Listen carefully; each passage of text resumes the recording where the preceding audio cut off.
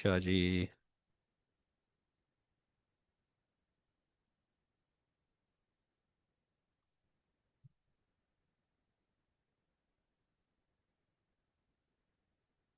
अच्छा जी, VS code, ये रहा वीएस कोड। अगेन इसको ओपन करते हैं।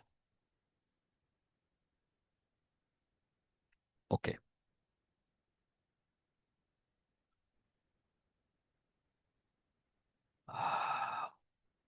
ये प्राइवेट किया हमने, प्राइवेट जैसे ही किया तो हम यहाँ पे इंट ले लेते हैं रियल, और एक इंट ले लेते हैं इमेजिनरी पार्ट। अब ये दोनों हमारे पास क्या आ जाएंगे, आपको पता है कि ये दोनों क्या हैं? यस, हमारे प्राइवेट मेंबर्स हैं। अब हम पब्लिक लिखते हैं, और पब्लिक में मैं सबसे पहले अपना लिखूंगा क्या भला, कंस्ट्रक्टर। कंस्ट्रक्टर क्या लिखेंगे? बड़ा आसान होता है जी कंस्ट्रक्टर लिखना। ए, ऐसे लिखें, ऐसे लिखें, लीजिए कंस्ट्रक्टर लिखा गया। कोई प्रॉब्लम वाली बात नहीं है।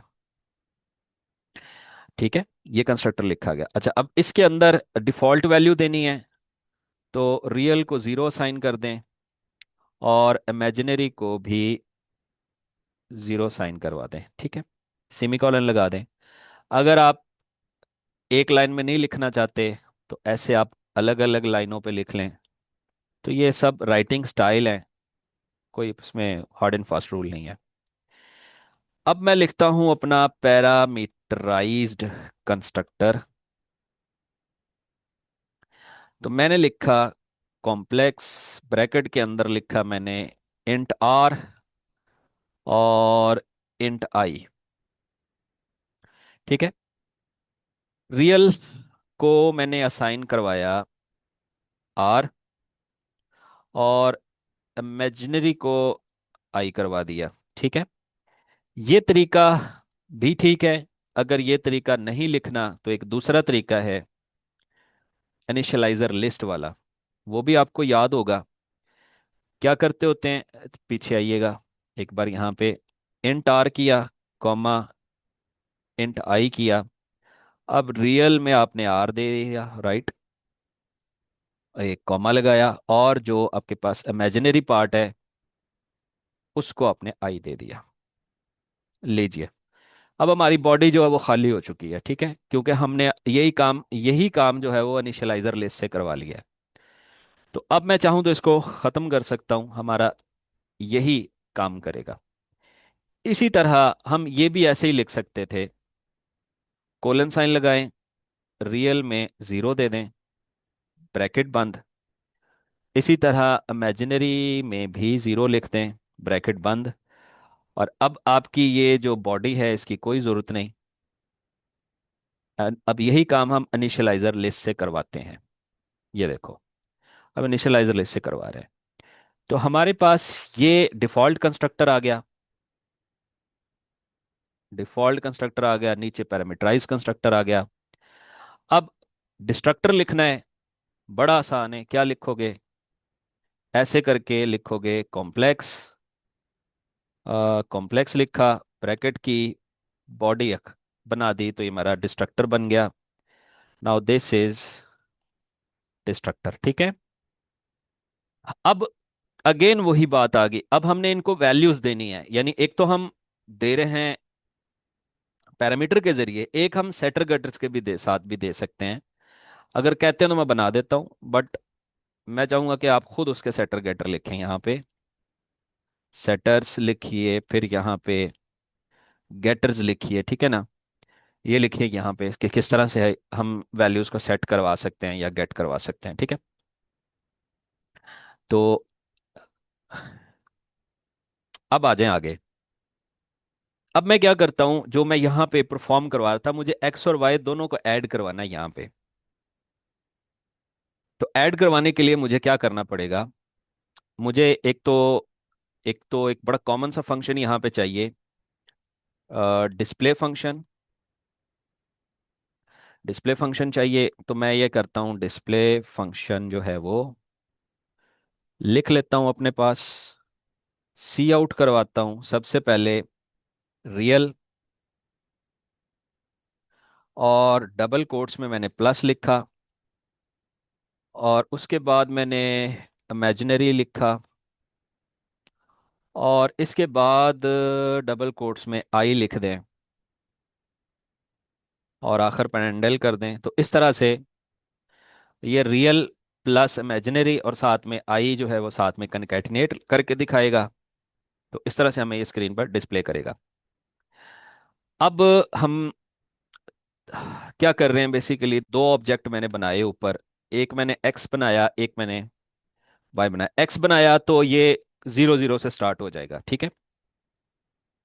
यानी अगर मैं ऐसे लिखता हूं विदाउट पैरामीटर तो ये वाला कंस्ट्रक्टर कॉल हो जाएगा, और ये रियल में 0 और इमेजिनरी में भी 0 सेट करेगा।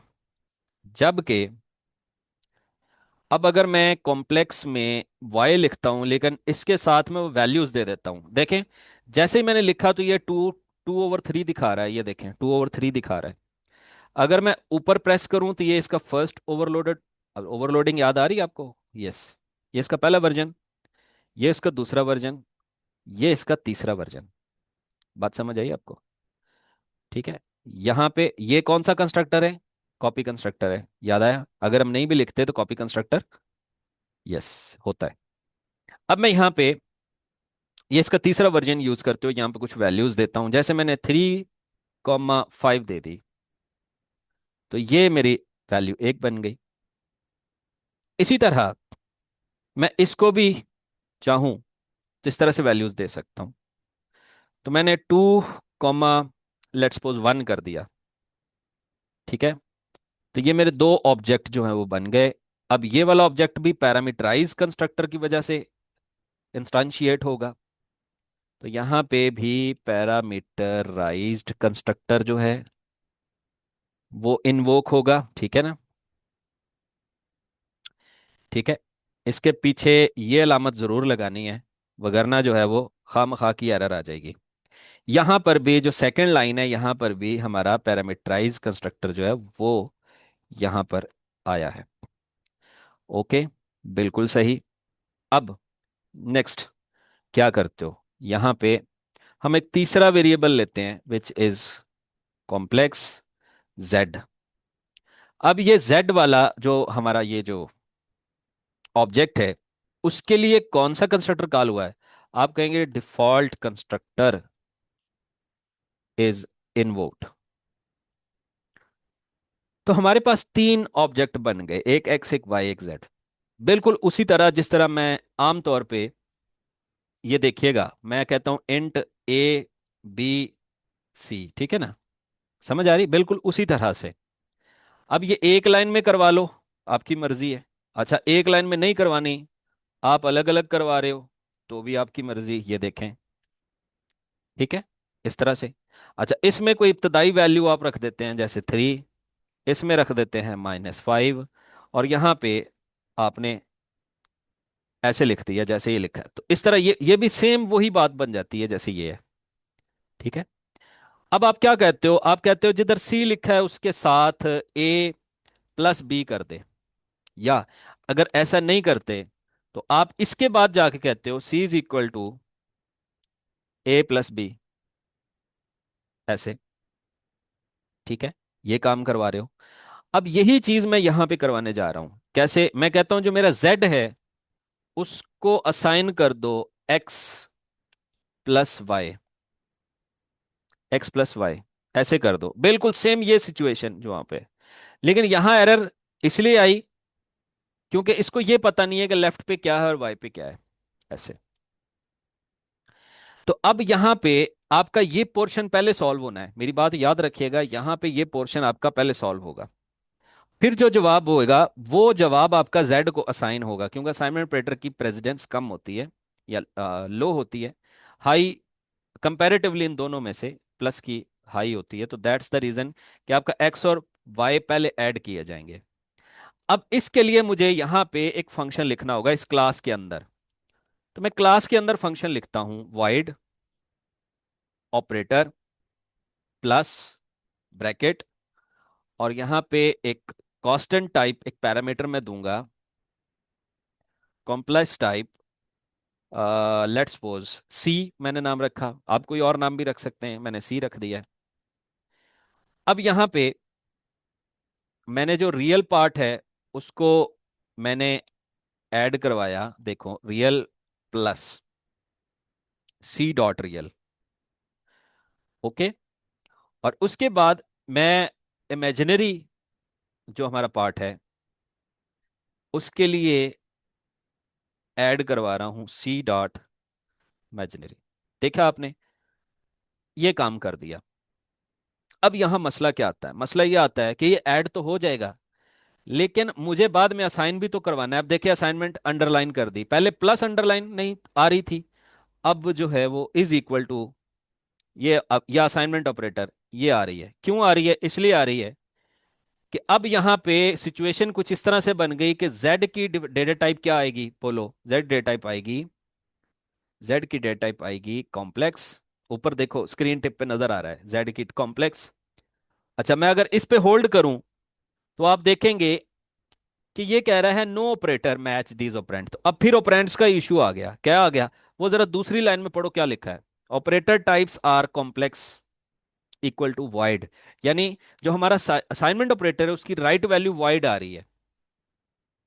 वाइड कहां से आ गई? आप जेन में सोच रहे होंगे कि वाइड कहां से आ गई। वाइड इसलिए आ गई कि मैंने जो फंक्शन की रिटर्न टाइप है वो वाइड कर रखी है यहाँ पे, इस जगह पे। So that is the reason मैं इसको वाइड नहीं कर सकता, क्योंकि ये वगरना ये असाइन नहीं करेगा। अब तो आपने प्रैक्टिकली अपनी आंखों से देख लिया कि अगर मैं यहाँ वाइड करता हूं तो मेरा इस का जो आंसर है वो भी चूंकि कॉम्प्लेक्स टाइप का होगा, तो वही कॉम्प्लेक्स टाइप मुझे जेड में असाइन करो, तो ये असाइनमेंट तब होगी जो दोनों सेम होगी। तो ये कॉम्प्लेक्स टाइप, इधर आपका वाइड टाइप, तो ये आपस में असाइन नहीं होगा। तो दैट्स द रीजन मुझे यहाँ पे वाइड नहीं लिखना बल्कि कॉम्प्लेक्स लिखना है। सो दैट अब देखें जैसे ही मैंने लिखा ये मसला हल हो गया। अच्छा, अब ये जो दोनों वैल्यूज हैं वो मुझे रिटर्न करवानी है। तो रिटर्न करवाने के लिए मैं क्या करूंगा? मैं यहाँ पे एक आरजी एक और वेरिएबल क्रिएट करवाऊंगा, एक और ऑब्जेक्ट क्रिएट करवाऊंगा यहाँ पे लोकल लोकल। तो मैंने क्या किया? मैंने लिखा कॉम्प्लेक्स, और फिर मैंने इसका एक ऑब्जेक्ट बनाया। Let's suppose I am making an object. और अब मैं जो मेरे पास ये वैल्यू है उसकी रियल वैल्यू अपडेट कर रहा हूं, और मैं यहां पे इसकी वैल्यू अपडेट कर रहा हूं। ठीक है, ऐसे। और यहां पर मैं रिटर्न करवा रहा हूं पूरा का पूरा जो ऑब्जेक्ट है, मैं इसको रिटर्न करवा रहा हूं। ऑब्जेक्ट कौन सा? बोलिए, ये वाला जिसे मैंने यहां बनाया है। नाम चेंज कर दें। लेट्स सपोज मैं इसको क्या करता हूं, मैं नाम को चेंज कर देता हूं। ये देखें, मैं इसके नाम जो है वो चेंज कर देता हूं। ये देखें, ये कर देता हूं। ठीक। तो जब मैं ये यूज करता हूं, जब मैं ये यूज कर लेता हूं, तो देखें अब आपको साफ नजर आ रहा है कि टेम्परेरी एक ऑब्जेक्ट बनाया। टेम्परेरी ऑब्जेक्ट में मुझे यहां पर दो चीजों को ऐड करवाया और फिर ये आ गया। हमारे पास z में वैल्यूज आ गई। अब मैं क्या करता हूं, z को डिस्प्ले कर देता हूं। ठीक है, ये देखिए मैंने z को डिस्प्ले। अच्छा, z को डिस्प्ले हम बाद में करते हैं। हम ऐसा करते हैं यहां पे, सबसे पहले हम x को डिस्प्ले करते हैं। ठीक है, ये लो। अच्छा, अब मैं y को डिस्प्ले करता हूं, और फाइनली ये ऐड करवाने के बाद मैं z को डिस्प्ले करता हूं। ठीक है, बल्कि आप अगर कहें तो मैं एक दफा ऐड बाद में करवा लेते हैं ऐसे, और इसको बाद में डिस्प्ले करवा लेते हैं। ये देखो, इस तरह से सेव करवाया। जब सेव हो गया, अब मैं इसको प्ले करता हूं। टर्मिनल के अंदर आपने नोट करना आउटपुट क्या आती है। टर्मिनल के अंदर आउटपुट क्या आती है, जरा अब ये ध्यान से देखना, ये सारी सारी आउटपुट। ठीक है, 2 + 1 आई, ये एक्स की है। जरा देखें, ये 2 और 1 ये एक्स की है। 3 + 5 आई, ओके, ये वाई की है। उसके बाद ये 0 0 ये जेड की है। राइट, तो ये तीनों डिस्प्ले हो गए। उसके बाद ये ऐड हुआ, ऐड होने के बाद जवाब जेड में चला गया। अब जेड की नई वैल्यू आपके पास ये आ गई, 5 + 6 आई। क्योंकि ये 5 और 1 ऐड होगा तो 6 हो जाएगा, 3 और 2 ऐड होगा तो 5 आ जाएगा। ओके, आपके पास z की वैल्यू अपडेट हो रही है, ये देखें, ये z की वैल्यू अपडेट हो रही है। ठीक है, तो अब ये अगेन, ये सारा कॉन्सेप्ट आपकी समझ में कैसे आएगा? ये समझ इस तरह से आएगा जब आप यहां पे क्या हुआ है उसको सीखिए। यहां पे एक्चुअली में आपने लिखा है z = x + y। अब होता यह है, ये बन जाता है z = नेक्स्ट, उसके बाद जो आपका x है ये कॉल करता है ऑपरेटर फंक्शन को ऐसे, और y जो है ये इसमें पास कर देता है ऐसे। ऐसे कुछ हो रहा है, लिखा आपने इस तरह से है, लेकिन आपने इसको ऐसे कंसिडर करना है, ऐसे कंसिडर करना है। यूं सोचे कि ये ऐसे हो रहा है। एक्स क्या है? कॉलिंग ऑब्जेक्ट है। वाई क्या है? एज पैरामीटर जा रहा है। तो वाई जो मैं इसको पास कर रहा हूं, ये वाई ऑब्जेक्ट बाय रेफरेंस यहां पे जा रहा है। ये देखें, इस जगह पे बाय रेफरेंस जा रहा है। देखो यहां पे बाय रेफरेंस जा रहा है, ये कि मैंने एंड सी लिखा हुआ है। अब इसका मतलब क्या है? इसका मतलब ये है कि जो वाई है और जो सी है वो एक ही मेमोरी लोकेशन को पॉइंट करके बैठे हैं। यानी वाई का सेकंड नेम सी बन जाता है। दूसरा लफ्ज हम इस तरह से कह लें, मतलब यह है कि यहां पे हमने कॉन्स्ट इसलिए लगाया है कि यहां पर इस फंक्शन के अंदर अगर हम सी की वैल्यू चेंज करें तो वो चेंज ना हो, इसलिए हमने पीछे ये कॉन्स्ट लगा रखा है। और एक और बात वो ये कि ये जो एक्स है इसका अपना एड्रेस भी यहां पे पास हो रहा है। ये बात याद रखिएगा कि एक्स का अपना एड्रेस भी यहां पे पास हो रहा होता है। ठीक है, यहां पे एक्स का अपना एड्रेस भी पास हो रहा होता है यहां पे।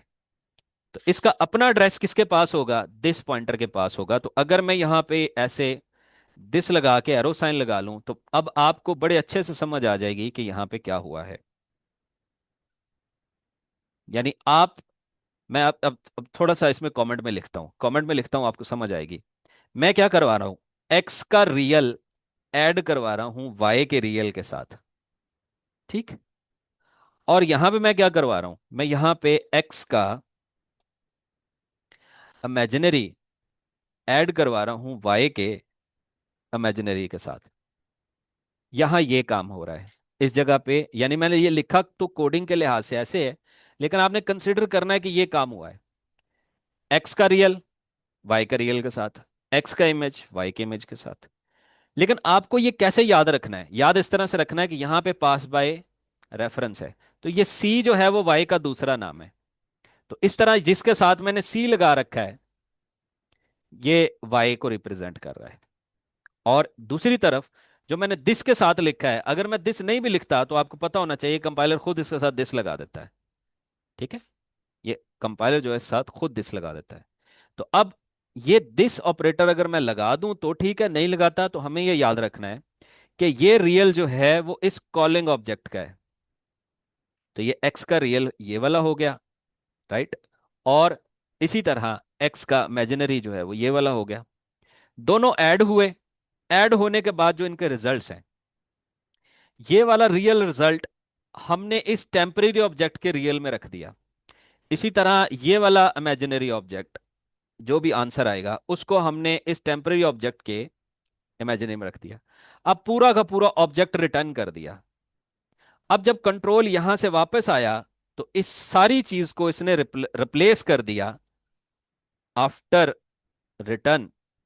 तो ये सारी की सारी चीज z = टेम्प हो जाती है। ठीक है, आफ्टर रिटर्न यानी जब आप, आपका ये इन्वोक हुआ ऑपरेटर प्लस फंक्शन, ठीक है, तो आप यहां से कंट्रोल यहां, अब जेन में सोचिए कि कंट्रोल यहां से शिफ्ट हो जाता है इस कोड के अंदर। यहां से जब आप रिटर्न करते हैं तो वापस वहीं चले जाते हैं जहां से आए थे। तो यहां से आप जब रिटर्न करेंगे तो वापस इसी लाइन पे आ जाएंगे। लेकिन अब x + y की जगह पे ये टेम्परेरी जो हमारा है रिटर्न, रिटर्न जो हुआ है ऑब्जेक्ट वो आ जाएगा। और ये जो रिटर्न ऑब्जेक्ट है अब इसकी टाइप भी कॉम्प्लेक्स है और जो z है उसकी टाइप भी कॉम्प्लेक्स है। तो इस तरह ये इसको असाइन कर दिया जाता है z को, राइट। और इस तरह जेड को बाद अज़ां जब आप डिस्प्ले करते हैं तो फिर जेड के इमेजिनरी और जो रियल पार्ट जो इसके हैं मेंबर्स, उनकी वैल्यूज जो हैं वो डिस्प्ले हो जाती हैं। अपडेटेड वैल्यूज डिस्प्ले हो जाती हैं आफ्टर एडिशन, यानी एडिशन करने के बाद। ये इसमें बात है समझने वाली, बाकी कोई इसमें इशू ही नहीं है। ऑपरेटर ओवरलोडिंग आसान है, नो इशू।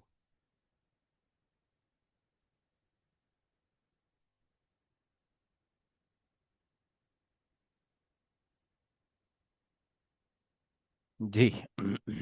अब आखिरी शायद 2 मिनट है या 4 मिनट है, 5 मिनट है। अब आपके चैट बॉक्स खोल लें और अगर कोई बात नहीं समझ आई तो मुझसे पूछ लें।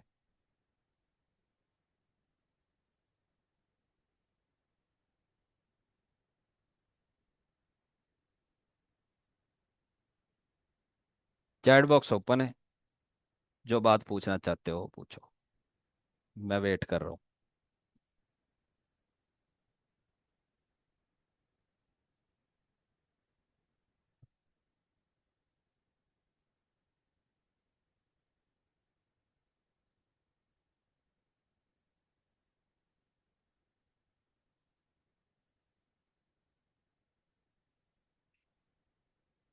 अब ये वीडियो रिकॉर्ड हो गई है, ठीक है। मैं ये वीडियो आपके साथ शेयर कर देता हूँ। बाद में भी अगर आप देखना चाहें तो इसको देख सकते हो, ठीक है। इसी तरह आप देखें कि अगर मेरे पास, मैं अब नीचे आ रहा हूँ, लेट्स सपोज मेरे पास एक हो वेट क्लास, और उसका मैं एक ऑब्जेक्ट बनाता हूँ केजी, राइट। तो क्या मैं केजी को प्लस प्लस कर सकता हूँ? या ठीक है, या फिर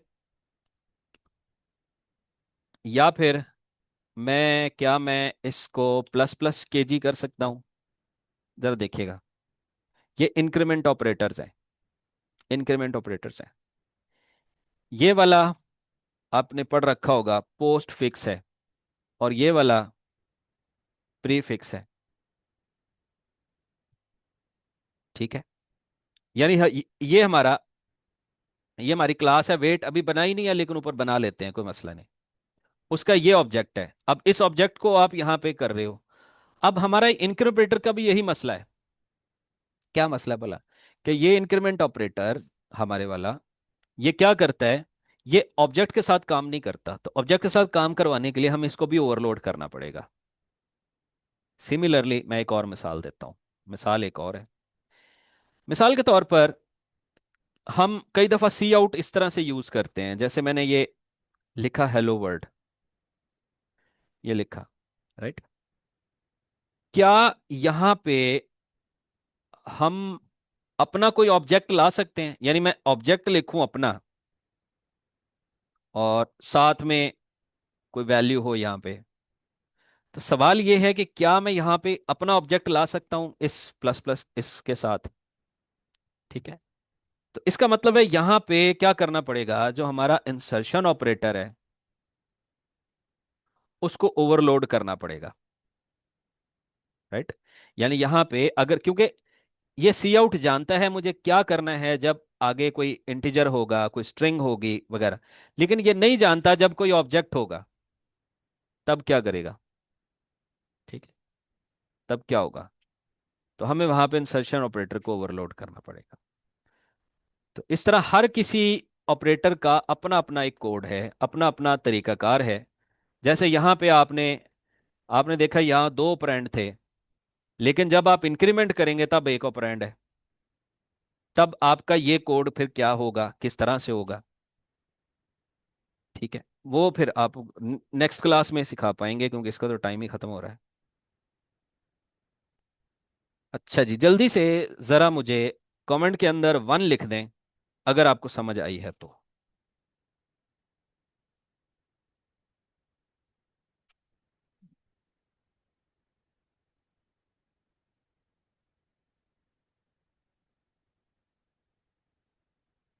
वाह, वाह, वाह, भाई क्या बात है, 1 की तो लाइन ही लग गई है जी।